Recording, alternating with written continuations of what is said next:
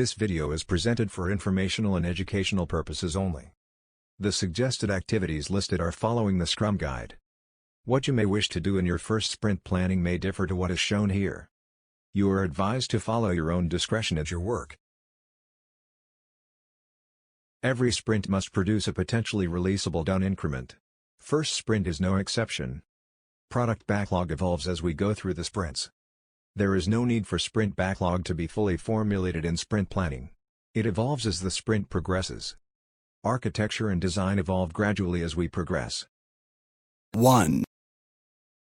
First, let the team members introduce themselves. They can speak about their role in the project. They can also share their interests and hobbies. 2. Product owner presents the product vision, the product's intended uses and the targeted market or user base for the product.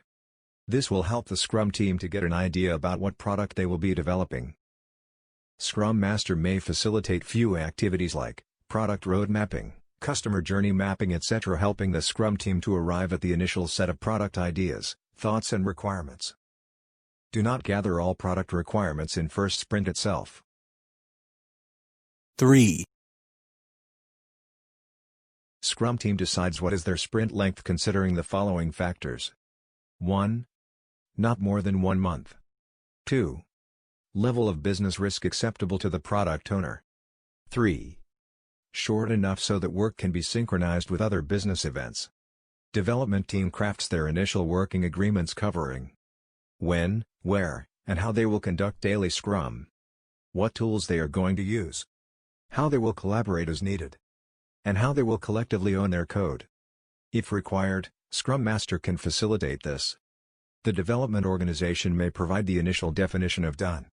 If not, development team crafts their initial definition of done, that helps them to produce potentially releasable done increment from first sprint itself. 4. Product owner orders the initial set of backlog items, arrived at earlier. Collaboratively the Scrum team crafts their sprint goal, for first sprint. Development team selects related backlog items to the sprint goal, and creates a forecast.